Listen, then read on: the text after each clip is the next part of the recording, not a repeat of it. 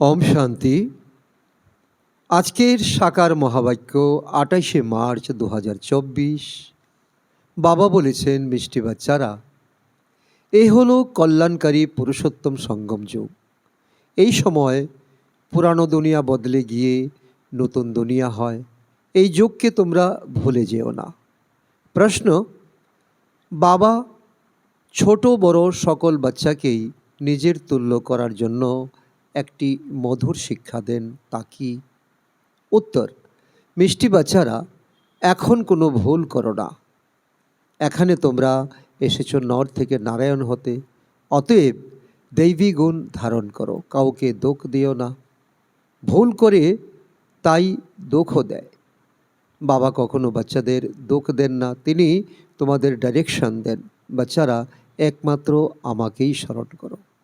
যোগী হও, তবেই বিকর্ম বিনাশ হয়ে যাবে।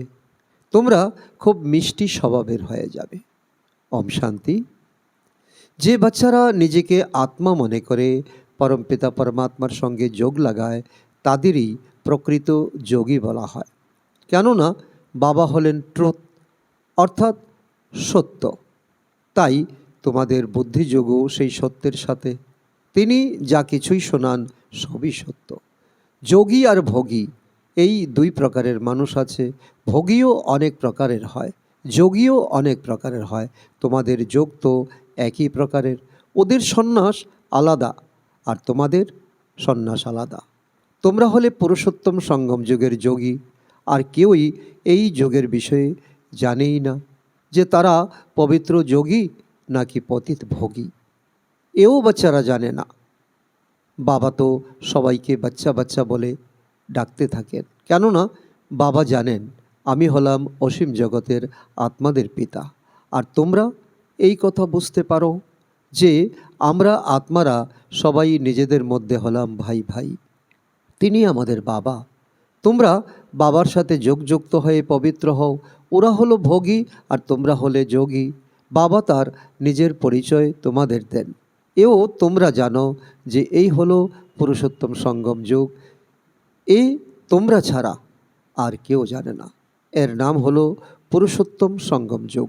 তাই পুরুষোত্তম শব্দটিকে কখনোই ভুলে যেও না। এ হলো পুরুষোত্তম হওয়ার যুগ। পুরুষোত্তম বলা হয় উচ্চ আর পবিত্র মানুষকে। লক্ষ্মী নারায়ণ ছিলেন এমন উচ্চ আর পবিত্র। তোমরা এখন সময় সম্বন্ধেও জেনেছ। ৫,০০০ বছর পরে এই দুনিয়া পুরানো হয়, তখন একে নতুন বানানোর জন্য বাবা আসেন। আমরা এখন হলাম সঙ্গমযোগী ব্রাহ্মণ কুলের। উঁচুর থেকেও উঁচু হলেন ব্রহ্মা। ব্রহ্মাকে কিন্তু শরীরধারী দেখানো হয়। শিব বাবা তো হলেন অশরীরী। বাচ্চারা বুঝে গেছে যে অশরীরী আর শরীরধারীর মিলন হয়। তোমরা তাকে বলো বাবা।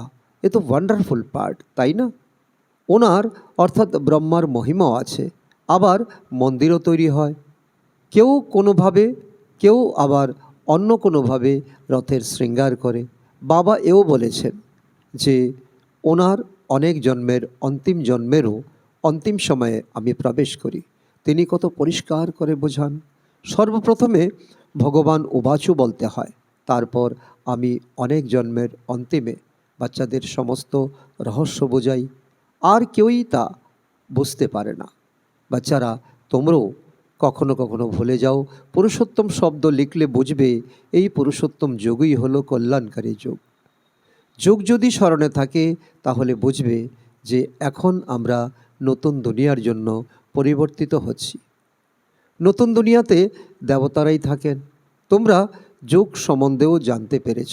বাবা বোঝান যে বাচ্চারা, তোমরা সঙ্গম যুগকে কখনোই ভুলে যেও না।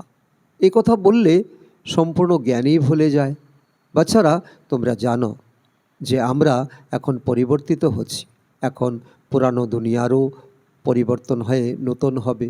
বাবা এসে দুনিয়ারও পরিবর্তন করেন, আবার বাচ্চাদেরও পরিবর্তন করেন। তিনি বাচ্চা বাচ্চা বলে তো সবাইকেই বলবেন।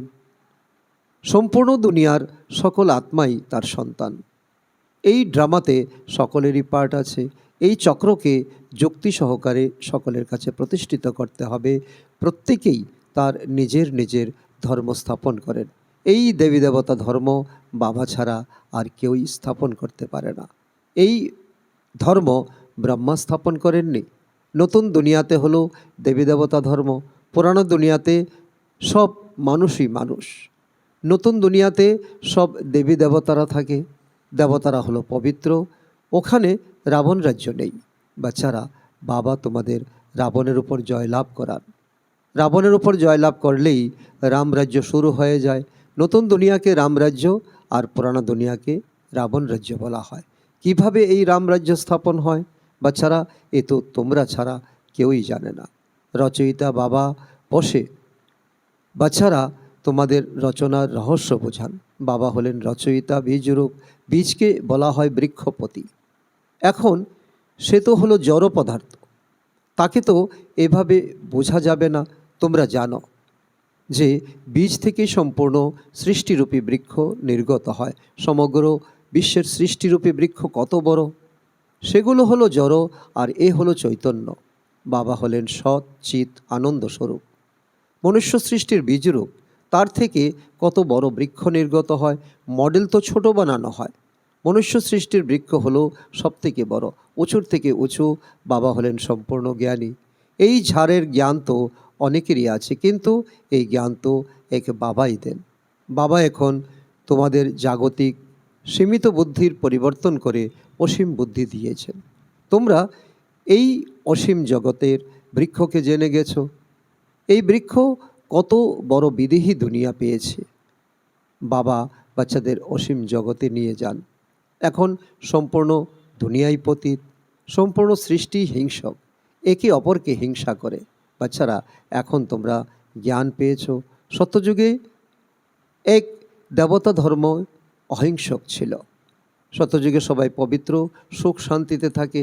তোমাদের সমস্ত কামনাই 21 জন্মের জন্য পূর্ণ হয়ে যায়। সত্যযুগে কোনো কামনা থাকে না। আনাজ ইত্যাদি সব কিছুই অগাধ পরিমাণে পাওয়া যায়। আগে এই বোম্বে ছিল না। দেবতারা সাগরের তীরের জমিতে থাকতেন না। যেখানে মিষ্টি জলের নদী থাকতো সেখানে দেবতারা থাকতেন। সেখানে অল্প মানুষ ছিল, এক একজনের অনেক পরিমাণ জমি ছিল। শতযুগ ছিলই নির্বিকারী দুনিয়া।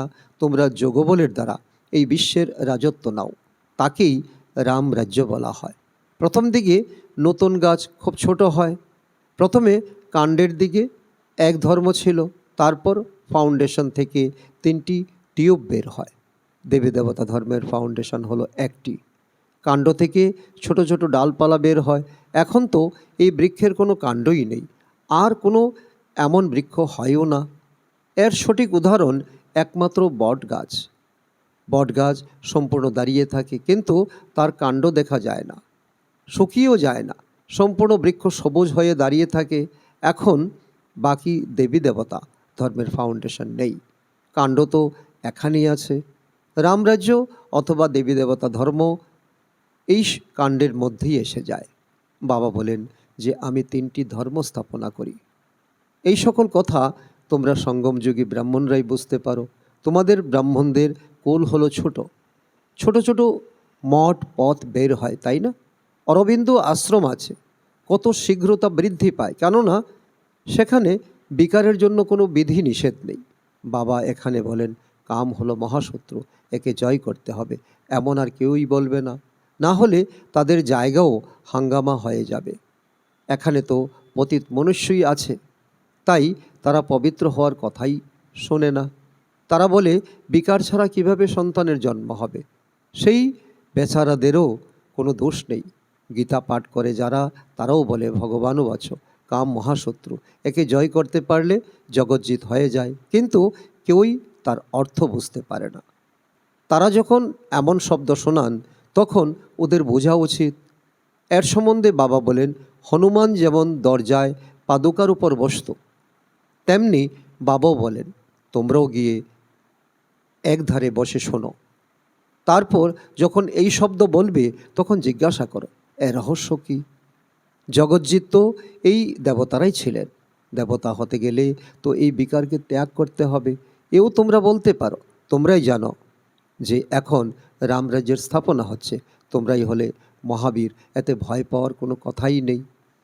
খুব সুন্দরভাবে জিজ্ঞাসা করা উচিত, স্বামীজি আপনি বলেছেন যে এই বিকারকে জয় করলে বিশ্বের মালিক হতে পারবে, কিন্তু আপনি তো এই কথা বলেননি যে কিভাবে পবিত্র হব। এখন তোমরা বাচ্চারা পবিত্রতায় থাকা মহাবীর আত্মা, মহাবীররাই বিজয়মালায় গ্রথিত হতে পারে। মানুষের কান তো ভুল কথা শুনতে অভ্যস্ত হয়ে গেছে। তোমরা এখন ভুল কথা শুনতে পছন্দ করো না, সঠিক কথাই তোমাদের কানে পছন্দ হয়। কোনো খারাপ কথা শোনো না।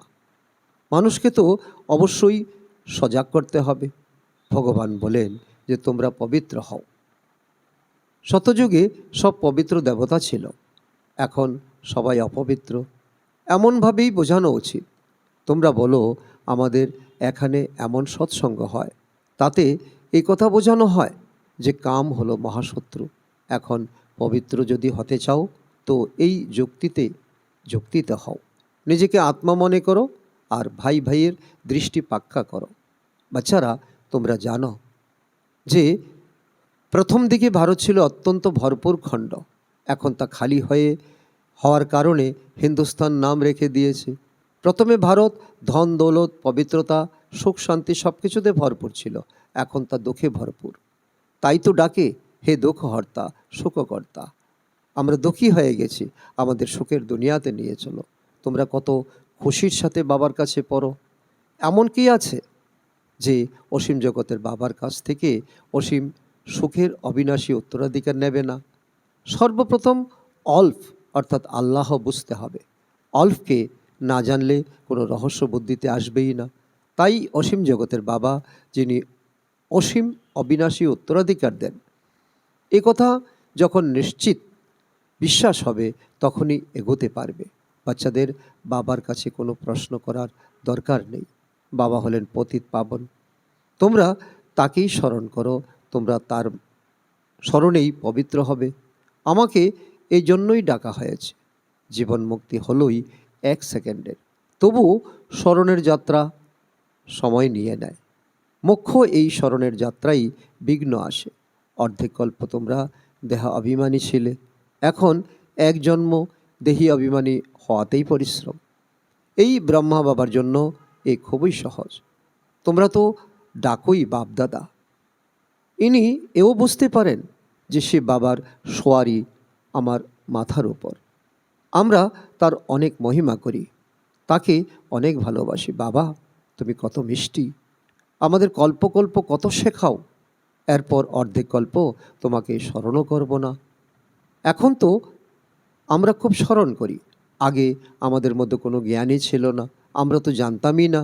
যাদের পূজা আমরা করতাম, আমরা তাদের মতোই হয়ে যাব। এখন তো আশ্চর্য মনে হয়, তাই না? তোমরা যোগী হতে পারলে এমন দেবী দেবতা হয়ে যাবে। সবাই আমার সন্তান। এই বাবা খুব ভালোবেসে বাচ্চাদের সামলান, ওনার প্রতি পালন করেন। ইনিও আমাদের সমান নর থেকে নারায়ণ হয়ে যাবেন। এখানে তোমরা এই জন্যই এসেছ, নর থেকে নারায়ণ হতে, নারী থেকে লক্ষ্মী হতে। তোমাদের কত বোঝাই, বাচ্চারা বাবাকে স্মরণ করো, দৈবিক গুণ ধারণ করো, শুদ্ধ খাওয়া দাওয়া করো। তা না করলে মনে করবে সম্ভবত এখনও সময় বাকি আছে। কিছু না কিছু ভুল তো হতেই থাকে। ছোট বড় বাচ্চাদের আমি ভালোবেসে বলি, বাচ্চারা ভুল করো না, কাউকে দোষ দিও না। ভুল করলেই দোষ দিয়ে দেবে। বাবা কখনোই দোষ দেন না, তিনি তো নির্দেশ দেন যে আমাকে স্মরণ করো, তাহলে বিকর্ম বিনাশ হয়ে যাবে, তোমরা অনেক মিষ্টি হয়ে যাবে। এমনই মিষ্টি হতে হবে, দৈবিক গুণ ধারণ করতে হবে। তোমরা পবিত্র হও। এখানে অপবিত্রদের আসার কোনো হুকুম নেই। কখনো কখনো আসতে দেওয়া হয়, তাও এখন। যখন অনেক বৃদ্ধি হয়ে যাবে তখন বলে দেওয়া হবে, এ হলো পবিত্রতার টাওয়ার অফ সাইলেন্স। ইনি তো উঁচুর থেকে উঁচু। নিজেকে আত্মা মনে করে বাবার স্মরণে থাকো, এ হলো সর্বোচ্চ শক্তি। ওখানে অনেক সাইলেন্স থাকে। আধাকল্প কোনো ঝগড়া ইত্যাদি হয় না, কারণ রাবণ থাকে না, দ্বিমত থাকে না। এখানে কত ঝগড়াঝাটি, মারপিট ইত্যাদি। শান্তি থাকতেই পারে না। শান্তির ধাম হলো মূল বতন। এরপর যখন শরীর ধারণ করে বিশ্বে ভূমিকা পালন করতে আসে, তখন সেখানেও শান্তি থাকে, অর্থাৎ তা হলো সত্যযুগ। আত্মার সদর্মই হলো শান্তি, অশান্তি করায় রাবণ। তোমরা শান্তির শিক্ষা পেতে থাকো। কেউ যদি রেগে থাকে তাহলে সকলকে অশান্ত করে দেয়। এই যোগ বলে তোমাদের মধ্য থেকে সম্পূর্ণ আবর্জনা দূর হয়ে যাবে। পরাতে আবর্জনা দূর হয় না, এই স্মরণেতেই সব আবর্জনা ভস্ম হয়ে যায়, জং দূর হয়ে যায়। বাবা বলেন যে কাল তোমাদের যে শিক্ষা দিয়েছিলাম তোমরা কি ভুলে গেছো? এ হলো 5000 বছরের কথা, ওরা লাখ বছরের কথা বলে দেয়। এখন তোমরা কোনটা সত্যি আর কোনটা মিথ্যা জানতে পেরেছ। বাবা এসেই তোমাদের বলেন সত্য কি আর মিথ্যা কি, জ্ঞান কি আর ভক্তি কি, ভ্রষ্টাচার আর শ্রেষ্টাচার কাকে বলা হয়। বিকারের থেকে ভ্রষ্টাচারীর জন্ম হয়, ওখানে বিকার থাকে না। তোমরা নিজেরাই বলো দেবতারা সম্পূর্ণ নির্বিকারী, সেখানে রাবণ রাজ্য নেই। এ তো সহজ বোঝার মতো বিষয়। তাহলে কি করা উচিত? এক তো বাবাকে স্মরণ করা উচিত, দ্বিতীয় অবশ্যই পবিত্র হতে হবে। আচ্ছা, মিষ্টি মিষ্টি হারানিধি বাচ্চাদের প্রতি মাতা পিতা বাপদাদার স্মরণের স্নেহ সুমন আর সুপ্রভাত। আত্মাদের পিতা তার আত্মারূপী বাচ্চাদেরকে জানাচ্ছেন নমস্কার। আমরা আত্মারূপী সন্তানরা আমাদের মাতা পিতা বাপদাদাকে জানাই স্মরণের স্নেহ সুমন ও সুপ্রভাত। ধারণার জন্য মুখ্য সার: 1 নম্বর, পবিত্র হতে হলে মহাবীর হতে হবে। স্মরণের যাত্রায় অন্তরের আবর্জনা দূর করতে হবে, নিজের শান্ত সদর্মে স্থিত হতে হবে, অশান্তি ছড়াবে না। নাম্বার 2, বাবা যে সঠিক কথা বলেন তাই শুনতে হবে। Hear no evil, talk no evil, think no evil. Wrong কথাবার্তা শোনো না। সবাইকে সতর্ক করো, পুরুষোত্তম যুগে পুরুষোত্তম হও আর বানাও। আজকের বরদান: আত্মিক শক্তির আধারে তনের শক্তির অনুভবকারী সদা সুস্থ ভব। এই অলৌকিক জীবনে আত্মা আর প্রকৃতি দুটোরই সুস্থতা আবশ্যক। যখন আত্মা সুস্থ থাকে তখন তনের হিসাব নিকাশ বা তনের রোগ শলি থেকে কাটা হয়ে যায়। সংস্থিতির কারণে সুস্থ অনুভব করে, তার মুখের উপর চেহারার উপর অসুস্থতাজনিত কোনো কষ্টের চিহ্নই থাকে না। কর্মভোগের বর্ণনার পরিবর্তে কর্মযোগের স্থিতির বর্ণনা করতে থাকে। তারা পরিবর্তন শক্তির দ্বারা কষ্টকে সন্তুষ্টতাতে পরিবর্তন করে সন্তুষ্ট থাকে আর সন্তুষ্টতার ঢেউ ছড়িয়ে দেয়। স্লোগান: অন্তর থেকে তন দিয়ে নিজেদের মধ্যে ভালোবাসা বজায় রেখে সেবা করো, তো সফলতা নিশ্চিত প্রাপ্ত হবে। আচ্ছা, ওম শান্তি।